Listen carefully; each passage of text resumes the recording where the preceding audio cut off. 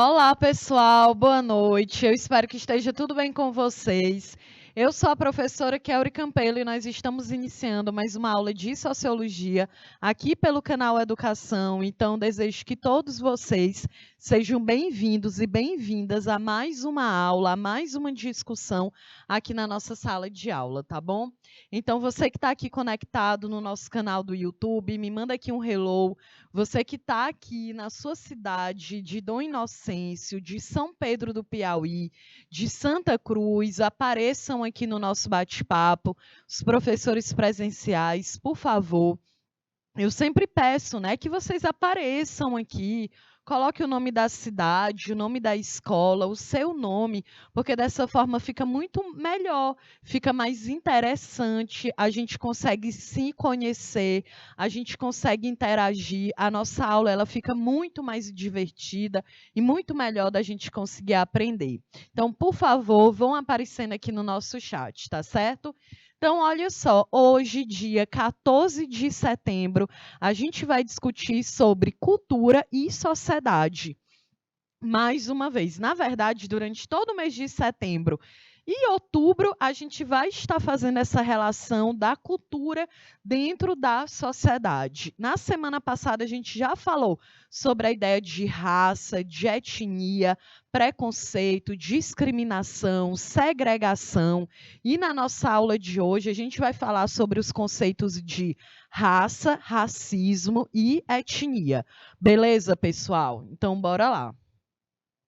Olha, qual é o objetivo da nossa aula? É compreender que os processos sociais e culturais, eles interferem de uma forma direta como a gente vive dentro da sociedade, tá bom? O professor Idosival, que está sempre aqui com a gente, lá em Santa Cruz do Piauí, que bom, professor, que você está aqui. O pessoal de Guaribas também, que eu já conheço, que está aqui comigo. Que bom, então bora chegando. Bora aqui que hoje na nossa aula a gente vai discutir, continuar a nossa discussão sobre raça, beleza? Então, para a gente iniciar essa discussão, eu coloquei aqui, ó, uma interrogação. Mesma espécie, raças diferentes? Existe isso? Que espécie é que a gente faz parte, né?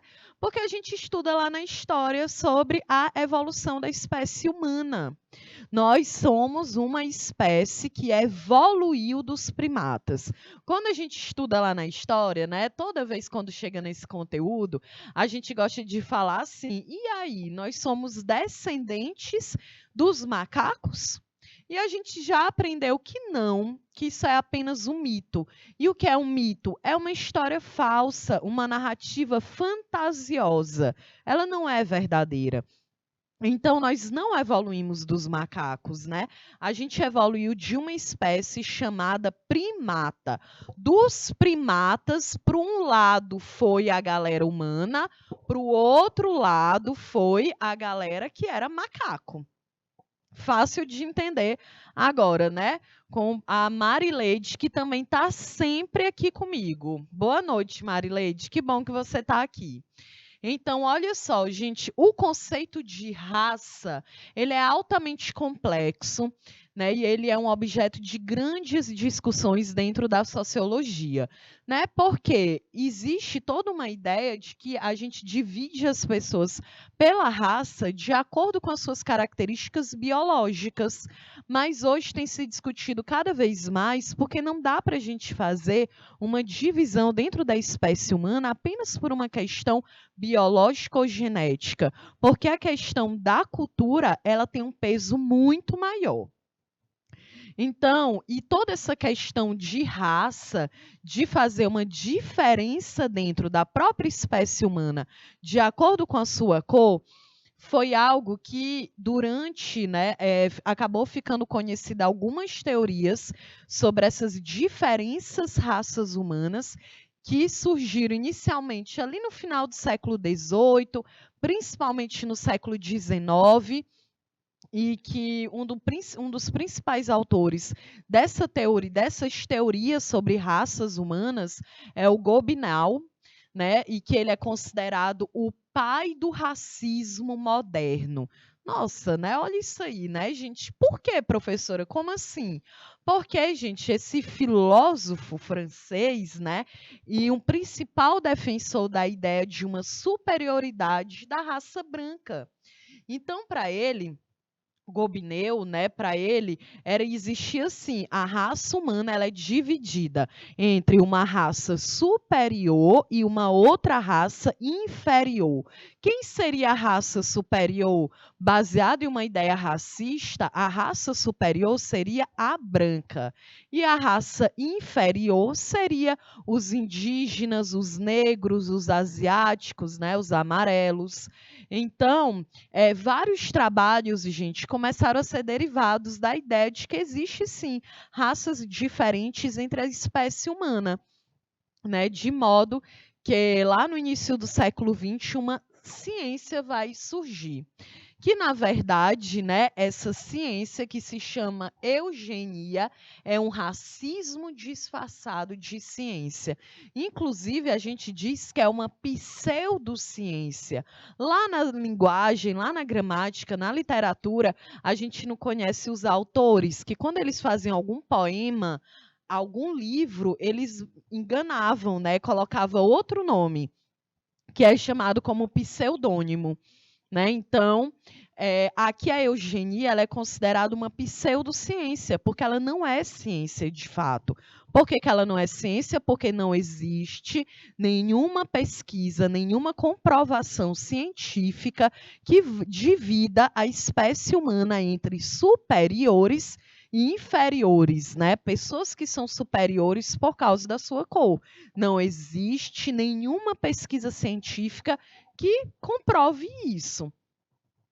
Então, é por isso mesmo que a eugenia ela é considerada como uma ciência mentirosa. Na verdade, é um racismo que tenta se disfarçar de um conhecimento científico. Então, a palavra eugenia, que vem do grego, que significa o que é bem, o que é bom. Então, evolução, origem, raça, né? Então, olha, o eu, que é a ideia do bem e do bom. O que é da geneia, que é evolução, origem, raça. Então, isso aqui significa boa linhagem. Eugenia significa uma boa linhagem. Né? Então, a ciência da eugenia ela acabou ficando conhecida como a ciência da boa geração, que foi uma teoria desenvolvida pelo Francis Galton, lá na Inglaterra, sobre a influência do livro A Origem das Espécies, que é de autoria do Charles Darwin, que é primo dele. E aí, o Charles Darwin também é um conteúdo que a gente estuda na história, mas principalmente na biologia. Que o Charles Darwin ele diz o quê? Olha, dentro de um meio natural, dentro da natureza, um ser vivo, para ele conseguir sobreviver, ele precisa se adaptar ao meio ambiente. Ele faz muito uma análise em relação aos animais, né? Então, a girafa, por exemplo, ele tem lá uns estudos, né, que ele diz que a girafa, ela tem um pescoço muito grande, porque ela foi desenvolvendo esse pescoço ao longo do tempo, porque antes ela não tinha um pescoço tão grande. Só que ela vivia dentro do território africano, que as árvores com frutos eram árvores imensas. Então, para ela conseguir se alimentar ao longo do tempo, e não é 1 ano, 10 anos, né, gente? São milhões de anos. O pescoço da girafa foi se adaptando ao ambiente, ele foi crescendo para que ela conseguisse pegar as frutas das árvores maiores. Então, Charles Darwin ele diz o quê? Um animal, para conseguir se adaptar ao meio ambiente, né? Para ele conseguir sobreviver, ele precisa se adaptar. E só se adapta quem é forte. Quem é fraco acaba morrendo. Essa é uma teoria pensando em relação aos animais que estão vivendo dentro de uma natureza, né? Os animais irracionais. Então, o Galton, que era primo dele, ele pensa o quê? Então isso aí tem a ver com o ser humano. O ser humano que é forte, que é superior, ele consegue sobreviver. Quem é inferior morre. E na cabeça dele, quem é que era forte? Quem é que conseguia sobreviver dentro dessa sociedade? Era quem era branco. Quem era fraco, o indígena, o amarelo, né? Que é quando a gente se fala dos asiáticos, porque essa aqui é uma questão. Quando a gente pensa numa pessoa japonesa, tailandesa, coreana, a pessoa que mora na Ásia, a gente pensa que é uma pessoa branca, né? Porque o fenótipo dela, quando a gente olha que ela tem um tom de pele mais claro, eu digo, é uma pessoa branca. Mas na ideia da etnia não é, ela é uma pessoa não branca. Aqui no Brasil, a gente se designa a população asiática como uma pessoa asiática, né? O que tenha fenótipos, traços asiáticos como uma pessoa amarela, tá certo? Bom, então o Galto, gente, ele acreditava que as capacidades humanas, elas eram resultantes. Olha aí, ele defendia que as capacidades humanas, elas eram resultantes muito mais da hereditariedade do que da educação. Então ele propôs a procriação consciente através da união entre indivíduos bem dotados biologicamente como forma de aperfeiçoamento social. Então, olha só, Dom Inocêncio, o que essa teoria racista ela diz? Ela fala, olha, então nós temos dentro da espécie humana uma espécie que é superior, uma raça superior que é a branca. Então, quem é branco pode reproduzir. A mulher que é branca e ela engravidar de um homem branco, ela pode parir essa criança. Agora, ele começa a defender de que mulheres negras, indígenas, né, e amarelas, elas deveriam ser esterilizadas, porque ele dizia que todos os problemas econômicos e sociais eram causados pela população negra, indígena e amarela dentro de um país. Então, é por isso que é uma teoria racista, porque divide as pessoas de acordo com sua cor. E aí, qual é o contexto histórico de todo esse período aqui, gente? É a Revolução Industrial, lá no século XVIII, na Inglaterra. Por volta de 1750, a Revolução Industrial, ela teve início na Inglaterra. A gente já estudou sobre isso. Inclusive, a própria Revolução Industrial, ela foi fundamental para o surgimento da sociologia lá durante o século XIX. E aí, como era a vida dessas pessoas? A gente fala que era uma vida dentro das fábricas. Por quê? Porque essas pessoas elas viviam em condições precárias, gente. Antes do século XVIII, o trabalho ele ainda era muito manual, artesanal, ele era realizado de uma forma coletiva por uma família inteira, por exemplo. E aí, no século XVIII, quando surge a máquina a vapor, essa população ela precisa se retirar do meio rural, se deslocar para o meio urbano, porque o trabalho artesanal manual não é mais valorizado. Para elas conseguirem sobreviver, elas precisam trabalhar. E elas vão trabalhar dentro do meio urbano, que tem justamente a fábrica. E aí, dentro dessas fábricas, era um trabalho extremamente cansativo, um trabalho que explorava esse povo ao máximo, né? Eram longas jornadas de trabalho, era muito comum as pessoas trabalharem até 18 horas por dia. Vocês têm noção, gente? O dia tem 24 horas. Eu não consigo imaginar, né, a gente trabalhando 18, 20 horas por dia sem nenhum direito trabalhista, sem nenhuma segurança dentro desse ambiente de trabalho, com péssimas condições. Muito comum crianças e mulheres trabalhando e mesmo assim ainda recebendo um salário inferior.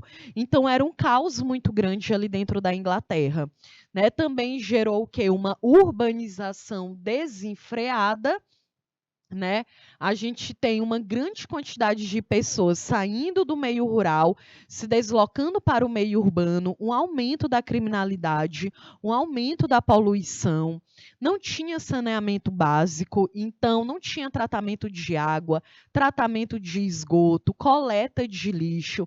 Então hoje a gente vê aquela Inglaterra, né, toda chique, né, toda limpa, né, considerada uma das economias mais fortes do mundo, né? A gente teve aí o caso da rainha Elizabeth, que acabou de falecer. E aí, gente, lembra da Inglaterra? Pensa na Inglaterra do século XVIII, era um caos, era com urina, com fezes jogadas no meio da rua, a galera arrancava dente no meio da rua, a galera não tinha água potável para beber, né? O povo saía de casa com seu lixo, jogava lá no rio, porque não tinha coleta de lixo. Então, era, gente, era muita criminalidade, era muita pobreza, era um crescimento populacional desenfreado, muita gente morando dentro de um único espaço, sem nenhum apoio, sem nenhuma estrutura. E aí a eugenia, né, o Galton, né, essa teoria racista, que a eugenia ela vai dizer, sabe por quê que a Inglaterra está vivendo nesse caos econômico? Por causa da decadência hereditária. Né? Então, cara, ao invés de entender que ali era porque a cidade ela não tinha estrutura, né? Era uma cidade, um país sem nenhum controle econômico e político, né? Sem nenhuma forma de resolver as questões sociais, aí ao invés dele dizer isso, ele diz o que? Olha, todo esse caos econômico, essa desigualdade social, ela é causada, né, esses problemas como a propagação de doença, a dificuldade de aprendizagem, as condições de vida insalubre, tudo isso era visto como um sinal de degeneração. Né? Ele diz, olha, sabe por que, que a galera está passando fome? Por que, que o povo não vive com tratamento de água?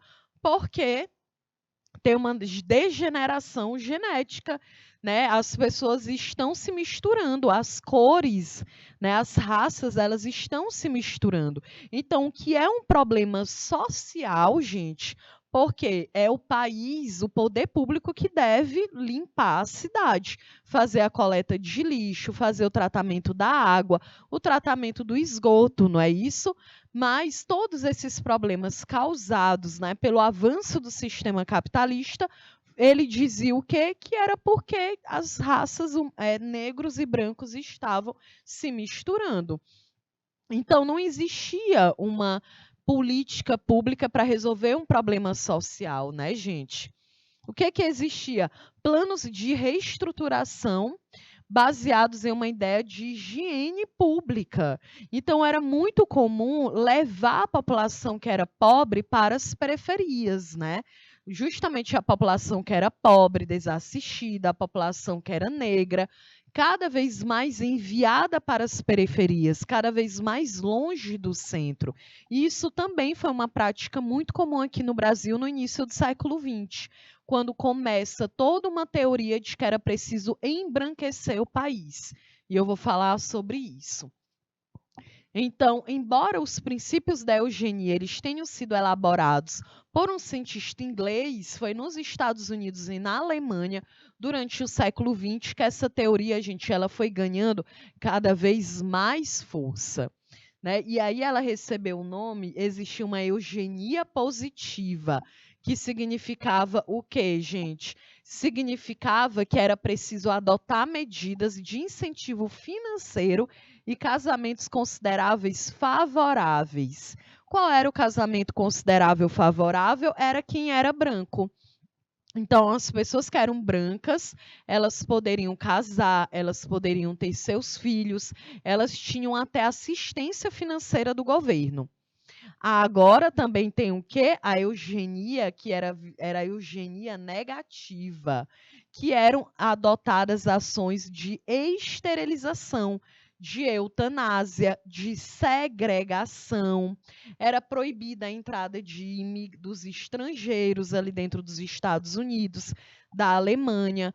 Para vocês terem uma ideia, gente, a primeira lei de esterilização norte-americana foi aprovada em 1907 no estado de Indiana. Aí nessa revista vocês conseguem ter uma noção sobre isso. Então, era uma revista do começo do século XX que exibe a manchete. Olha o que diz a manchete dessa revista aqui, ó. Devemos reproduzir ou esterilizar os defeituosos? Vocês estão entendendo? O pessoal de Palmeira, de Dom Inocêncio, de Guaribas, a galera que... A Jaiane, olá a Jaiane, a Sueli, a Marileide, o Dogival. Coloquem aí, todo mundo entendeu? Olha isso aqui, gente. Olha o que a Eugenia ela dizia. Vamos esterilizar. Né? Então, uma mulher negra, ela não tinha nem a possibilidade de engravidar. Né? Então, se ela tivesse o desejo, o sonho de ser mãe, ela não poderia, porque diziam que não, é as pessoas negras que estão acabando com a economia do país. Olha o que o Hitler ele dizia lá na Alemanha nazista, que eram os judeus, as pessoas negras, as pessoas com algum tipo de deficiência, os indígenas, os imigrantes que acabavam com a economia do país, né? Não foi a Alemanha participando da Primeira Guerra Mundial, participando da Segunda Guerra Mundial, que atrapalhou, que dificultou a economia dentro do país, né? Não, era a população. Então, é uma teoria baseada numa extrema violência, gente. Você esterilizar, você convidar a população negra para tirar o útero. A mulher tirava o útero, o homem negro fazia vasectomia. Então, é de fato uma teoria extremamente racista. E olha onde é que ela ia na revista. Né, a galera, beleza, eu vou comprar aqui uma revista para saber a fofoca de Hollywood, e lá eu vejo uma matéria incentivando a população a acreditar que isso era algo positivo. Olha aqui outro exemplo, outra prática da eugenia nos Estados Unidos e também na Alemanha, gente, foi a eliminação de bebês que nasciam com algum tipo de deficiência. Porque muitas das condições físicas ou intelectuais dessas crianças só tinha como ficar sabendo na hora que a criança nascia. Porque no início do século XX não existia toda essa tecnologia que a gente consegue saber hoje, né? Se uma criança ela vai nascer com síndrome de Down, se ela vai ter alguma má formação do cérebro, de qualquer outra parte do corpo. Então, aqui, na hora que a criança nascia, é que sabiam se a criança ela tinha os membros inferiores, né? As mãos, os pés, tudo bem formado, se o cérebro, o crânio, ele tinha uma boa formação. E aí, quando não tinha professora Kelly, o que acontecia? Olha aqui, Fabiana, começaram a divulgar, olha aqui essa história, né? The Black Stork, que era a cegonha negra. Então, era um filme americano de 1916 que foi produzido por um médico com o intuito de estimular os pais a entregarem as crianças aos cuidados de profissionais que as sacrificariam logo após o nascimento, gente. Tu imagina uma mulher que passa toda a sua gestação, engravida, ela pare e na hora o médico vai dizer o quê? Olha, o seu filho nasceu aqui com uma má formação na perna. Então, por favor, entregue ele para ele ser assassinado. Era isso que acontecia, né? Então, todo mundo sabe aqui da ideia das cegonhas, né? Que a gente tem um tabu tão grande em falar sobre sexo, né, com os adolescentes ou com as crianças. E lembrando, né, gente, que no ensino fundamental a gente aprende sobre o corpo humano, sobre o sistema respiratório, digestivo, circulatório e também sobre o sistema reprodutor. E aí, o que que acontecia? A gente sempre fala, né? A criança pergunta, papai, como foi que a mamãe ficou grávida de mim? Aí a galera fala, foi uma cegonha que te trouxe. E aí a relação de falar aqui com a cegonha negra, né? Porque era um filme que dizia assim, quando a mulher ela vai engravidar e vem a cegonha negra, era para dizer, olha, tu vai parir uma criança com uma deficiência. Então, tu vai ter que entregar ela para um médico, porque essa criança vai ser assassinada. Porque o nome disso, né, gente, é assassinato. Então, mais uma vez aí, né, uma teoria racista. E a eugenia no Brasil também chegou, né? E é claro que ia chegar, gente. O Brasil é um país extremamente racista. O Brasil, com a abolição da escravidão lá em 1888, que não gerou nenhuma transformação de fato na vida da população quando a escravidão acabou, porque a maior parte da população continuou sendo excluída, marginalizada, né, não tiveram acesso, não foram inseridos na sociedade, não tiveram acesso à educação, saúde, trabalho, moradia, lazer. Então, foi uma população que continuou sendo marginalizada dentro dessa sociedade, né? E aí, aqui no início do século XX, como eu falei, o Brasil ele vai começar uma ideia de que precisa embranquecer o Brasil, porque o Brasil foi o primeiro país da América do Sul a adotar as ideias de eugenia. E aí o Brasil, no início do século XX, né, com pouco mais de 10 anos de proclamação da República, era um caos, óbvio que era, porque a gente tinha a maior parte da população era negra, era a população excluída do trabalho, da educação, era a população que era enviada para as periferias. É durante o início do século XX que vai surgir no Brasil as primeiras favelas do Brasil. Quem era que vivia na favela? Quem era pobre, quem era preto. Isso tudo muito baseado nessa teoria racista, né? O Brasil, no início do século XX, lá em 1900, queria parecer a Europa, gente. Um país quente, tropical, querendo ser a Europa, né? E aí, na Europa, a maior parte da população é branca, no Brasil é negra. E no Brasil, até hoje, a maior parte da população é negra. O país mais negro do mundo é a Nigéria, que está dentro do continente africano, e o Brasil é o segundo país mais negro do mundo e está fora da África, né? Então, isso aqui gerou muitas consequências no Brasil, como é o caso do próprio racismo, como a gente já viu. Então, aí na tela vocês estão vendo uma obra conhecida como A Redenção de Cã. O autor é o Modesto Brocos. Ela é de 1895, né? Final do século XIX. E a escravidão já tinha sido abolida, tinha 8 anos apenas, né? Essa obra hoje ela está lá no Museu Nacional de Belas Artes do Rio de Janeiro.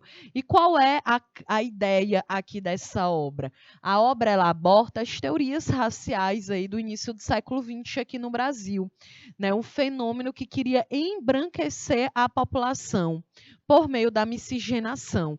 E aqui na imagem a gente vê uma mulher negra de mais idade, ela olha para o céu e ela levanta as mãos e diz: graças a Deus que minha filha pariu uma criança branca, a filha que é negra com um homem branco.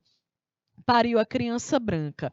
Qual era a ideia? A política aqui dentro do Brasil era justamente essa. Muitos imigrantes eram recebidos no Brasil no início do século XX para que pudesse embranquecer o país, né? E essa obra do Cã, por que o nome é A Redenção de Cã? Porque existia uma teoria católica de dizer que a população negra africana que era escravizada no Brasil não tinha alma. Então, se ela não tem alma, ela pode ser escravizada porque Deus determinou isso. E aí a mulher ela pensa, graças que meu filho é branco, é uma pessoa que tem alma, é uma pessoa que vai poder ser inserida na sociedade, porque ela não é negra. Então ela não vai sofrer todo o racismo e o preconceito que eu sofri ao longo do tempo. Entende? Essa é a interpretação da obra. Bom, e aí no Brasil, né, dos anos aí pós Primeira Guerra Mundial, que ali a Primeira Guerra ela termina em 1918. O Brasil, gente, era uma república, né? O Brasil tinha acabado de virar uma república, foi lá em 1889, então a gente só tinha 20 anos de república, lembrando, né, que a população, maior parte da população no Brasil nem votava. Pessoas analfabetas não votavam e a maior parte da população brasileira era analfabeta, gente.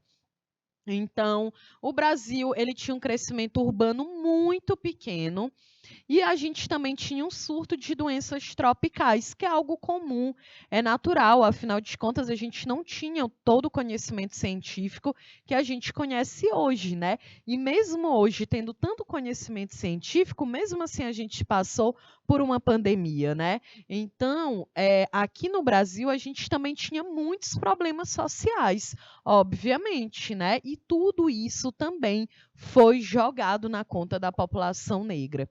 Então, muitos cientistas, gente, eles diziam, né, que tipo de ciência, né, a eugenia, dizia que era um obstáculo para o desenvolvimento do Brasil, a população ser tão negra. Então, para poder vencer todo esse atraso econômico, a população ela deveria embranquecer. Aí na tela, vocês estão vendo, era muito natural a ideia de que existiam algumas regras, né? Uma pessoa, quando ela tinha um corpo forte, resistente, era uma pessoa negra. Era muito colocado, era medido o nariz, o tamanho do crânio. Gente, é tão bizarro que em pleno século XX, esses ditos intelectuais, eles utilizavam aquela obra do Leonardo da Vinci, do século XV, que é o Homem Vitruviano. Né? Há quantos anos é no século XX? Há 500 anos atrás, era utilizada uma teoria lá do Homem Vitruviano, do Leonardo da Vinci. Por isso que a gente tem um cara ali de braços abertos, que é naquela ideia de que quando a gente abre as pernas e os braços, a gente precisa ter a mesma medida, né? Da ponta do dedo da mão lá para a ponta do dedo do pé. Mas, gente, o Leonardo da Vinci, ele falava isso no século XV. A galera já está no século XX, 500 anos depois, e ainda reproduzindo algo tão ultrapassado, né? Justamente porque a ideia era dizer, era buscar uma justificativa para dizer que a população, quem era negro, indígena, era inferior. Então, nos primeiros anos do século XX, havia no Rio de Janeiro, que até então era a capital do Brasil, a ideia de que as epidemias brasileiras eram culpa do negro, né, da pessoa que havia acabado de ser libertada pela abolição da escravatura lá em 1888. Né? Então, é o puro racismo, gente. Essa elite intelectual no Brasil, em que ela defendia uma ideia de uma higiene social. Né? Tanto que saneamento, higiene e eugenia estavam muito próximas e confundia-se dentro de um projeto mais geral de progresso no Brasil. No início do século XX, com esses primeiros presidentes militares, né, defendia muito aquela ideia de que o Brasil, para ele deveria existir uma limpeza no país. E aí eu trouxe aqui um jornal, eu não botei a data, mas olha o que diz o jornal aqui do início do século XX no Brasil. Cruzamento do branco com o preto. E aí diz assim, é razoável o casamento do branco com o preto? Ou seja, é permitido casar pessoas brancas e pessoas negras? Olha a resposta, não, absolutamente não. Não é razoável e nem é decente. Né? Então, diz o quê? Falta pela não razoabilidade, falha com eloquência a hereditariedade, né? Ou seja, a humanidade ela só tem a perder porque vão misturar as raças e aí vai gerar monstruosidades. Olha o tipo de coisa, gente, que era compartilhado no Brasil. É por isso que o Brasil é um país extremamente racista. É por isso que, de acordo com o Fórum Brasileiro de Segurança Pública, a cada 25 minutos um jovem negro é assassinado no Brasil, porque foram mais de 350 anos de escravidão e mesmo quando a escravidão termina, existem jornais que diziam: olha, se uma pessoa branca casa com uma pessoa negra e ela engravida, ela vai ter uma pessoa, vai parir, né? É uma pessoa miscigenada, é uma monstruosidade. Mais uma prova de que, né, de todo o racismo no país. E aí, aqui eu já expliquei o do Brasil, a gente também pode analisar a eugenia nazista, na Alemanha nazista, que é um conteúdo que a gente estuda aqui na terceira série do ensino médio, lá na história, né? E o que a gente aprende aqui? Lá no Partido Nazista, com Hitler chegando ao poder, ele escreve toda a sua teoria nazista de que existia uma raça ariana, branca, que era superior. E é durante esse período na Alemanha nazista, até ali 1945, a gente vai ter um holocausto, que é a morte de mais de 6 milhões de judeus. Vai ter a morte, né, de pessoas negras, de pessoas que eram contra a ideologia nazista, de idosos, de crianças que apresentavam alguma condição física ou intelectual. Então, essas pessoas elas eram assassinadas dentro dos campos de concentração. Aí na tela vocês estão vendo uma imagem de prisioneiros do campo de concentração, lá em 1945. Gente, olha isso aqui. É uma fotografia real, né? Porque durante a Segunda Guerra Mundial, lá, quando a guerra já estava acabando, em 1945, o Exército Vermelho, que é o exército comunista, né, lá da Rússia, eram contra a Alemanha, então eles vão entrando e vão abrindo os campos de concentração ali dentro do leste europeu, pertinho da Alemanha, né? E aí, quando eles iam abrindo esses campos de concentração, eles iam fotografando essas pessoas, né, gente? É algo assustador. Olha aqui, um dormitório coletivo de judeus em um campo de concentração na Polônia. Olha a quantidade de pessoas, olha a cama, gente. Essas pessoas eram enfileiradas, uma em cima das outras, muitas vezes com uma única refeição ao dia, que era um pão. Basicamente isso, né? Não tinha uma alimentação. Muitas passavam dias sem comer. Olha, por isso que essas pessoas estavam extremamente desnutridas, né? E aí o Hitler ele dizia o quê?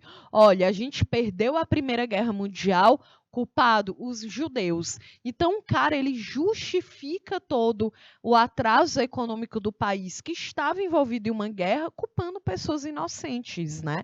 Por que ele fazia isso? Durante muito tempo na história a gente tenta justificar por que o Hitler odiava essas pessoas, mas nada justifica, gente. Nada, na verdade, justifica violência, né? Aí na tela, uma outra fotografia, um soldado nazista ridicularizando o cabelo dos jovens, né, judeus. A gente sabe que os judeus, eles deixam, né, crescer aqui o que a gente fala que é a costeleta, né? Então, deixa crescer por uma questão religiosa. E aí, né, essas pessoas sendo ridicularizadas.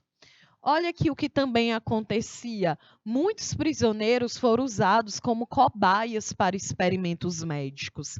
O principal responsável por essas experiências foi o médico Joseph Mengele, conhecido como Anjo da Morte, que inclusive ele morreu na Argentina ou foi no Brasil? Eu acho que foi no Brasil, lá no sul, que o Mengele morreu. Ele fugiu da Alemanha, passou anos fugindo, né?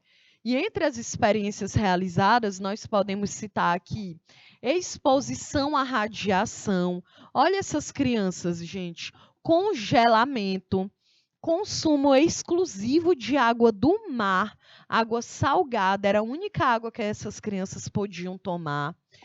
muitas crianças eram dissecadas vivas, tinham a barriga aberta viva, para o cara saber em quanto tempo elas poderiam morrer. Eram contaminadas com doenças, com infecções, com vírus, para saber em quanto tempo elas iriam morrer, né? Então, aqui na tela nós estamos vendo crianças ciganas em um estágio avançado de desnutrição. Elas foram usadas como cobaias em experimentos médicos em Auschwitz, um dos maiores campos de concentração na Polônia. Mais fotografia, um trem lotado de judeus a caminho do campo de concentração de Auschwitz, lá na Polônia. Tá vendo essa quantidade de gente? Esses trens, eles entravam direto dentro do campo de concentração e essas pessoas morriam ali dentro, né? Essas pessoas foram retiradas de dentro das suas casas. Aí na tela, mais um judeu desnutrido, né, gente? Mal conseguindo se colocar de pé. E ainda tem aqui, olha, o boletim da eugenia no Brasil. Eu acho que esse aqui tem a data, olha, maio de 1929. Quando termina a Segunda Guerra Mundial, o Brasil, gente, ele vai fazer até campeonato para saber qual é a criança mais bonita do Brasil, né? E aí era o quê? Obviamente que eram as crianças brancas, né? Então, existia toda uma ideia de que a população negra indígena eram as responsáveis por todos os problemas sociais no Brasil. Então, de fato, uma teoria extremamente racista, né? Então, nós estamos aqui chegando ao fim da nossa aula. Eu espero que vocês tenham gostado, que vocês tenham conseguido entender.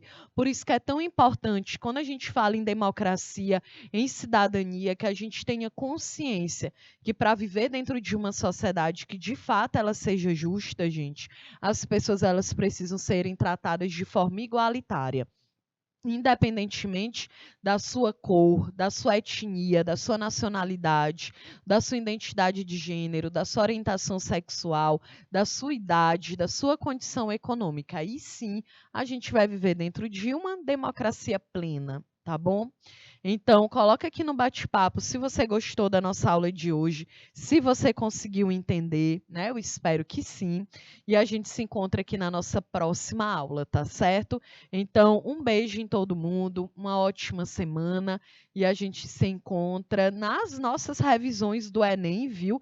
Que vão acontecer nesse final de semana em Amarante, em Oeiras e em Uruçuí. Beleza? Então, um beijo em todo mundo, um abraço e até mais.